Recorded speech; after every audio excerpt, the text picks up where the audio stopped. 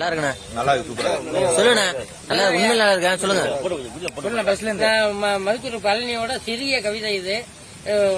குடிக்காதவன் யார் உலகத்தில, அவனை கொண்டு வந்து நிறுத்து பக்கத்தில, எல்லாரும் குடிக்கிறான் மொத்தத்தில, இல்லன்னு சொல்லுவான் வெக்கத்தில, ஐயனாறு சாமி கூட கல்லு குடிக்குது, சில அந்தரங்க சாமி எல்லாம் கஞ்சா அடிக்குது, கொய்யா தோப்பு முனுசாமி மில்லி அடிக்கிறான், கோட்டு போட்ட வேறு சாமி நாளும் குடிக்கிறான், குழந்தையா இருக்கும் போது பாலை குடிக்கிறான், குமரனா வளர்ந்த பின்னே நாளும் குடிக்கிறான், சாகும் போது 3 வாய் தண்ணி குடிக்கிறான், சாராயத்தை போட்டுக்கிட்டு வெளியே நடிக்கிறான், பணக்காரன் பஸ்டார் பாரி நடிக்கிறான், பாதையோர குப்புசாமி ரோட்ல குடிக்கிறான், உழைப்பவனின் உரிமத்த முதலாளி குடிக்கிறான், உலகத்தை ஒருத்தவனும் விஷத்தை குடிக்கிறான், எருமத்தையில குடிக்கும் போது மந்தமாகுது, எதிரே ஒருத்தன் புகழ்ந்து விட்டா போதை ஏறுது, கரும்பு பிழிஞ்சு எடுத்து வச்சா சாராகுது, அதை கலப்படமா மாத்தி வச்சா சீராகுது, முத்தம் என்ற பேரை சொல்லி உதடு குடிக்குது, சட்டம் என்ற பேரை சொல்லி மூளை குடிக்குது, சத்தியத்தின் பேரை சொல்லி தர்மம் குடிக்குது, சாராயமோ எல்லாத்தையும் சேர்த்து குடிக்குது, இதில் குடிக்காதவன் யார் உலகத்தில, அவனை கொண்டு வந்து நிறுத்து பக்கத்தில.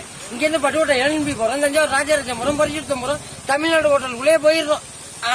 ஜெயலலிதா அம்மா வந்து தங்கின ஹோட்டல், எம்ஜி ராமச்சந்திரன் வந்து தங்கின ஹோட்டல், கலைஞரை வந்து தங்கின ஹோட்டல், அதுக்குள்ள போறோம். காலைல 10 மணில இருந்து 11 மணிக்குள்ள போனா அவன் கேட்பான் பெசல் வேணுமா தாதா வேணுமா. என்னடா பெசல் என்னடா தாதா, நான் வில்லேஜ் பீப்புள் கிராமத்துல இருந்து வந்துட்டேன், ஒரு பெசல் வைக்கினா முழங்க நிலத்துல ஒரு தோசையை உருட்டி கொண்டு வந்து வைப்பானு தின்னுட்டு, ஒரு சாதா வைனா அந்த தட்டுக்குள்ளே இறங்குறப்ப ஒரு சின்ன தோசை வைப்பான்.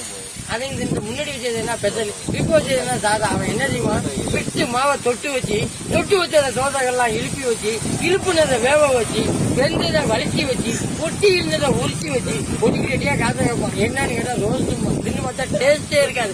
அதுக்கப்புறம் தான்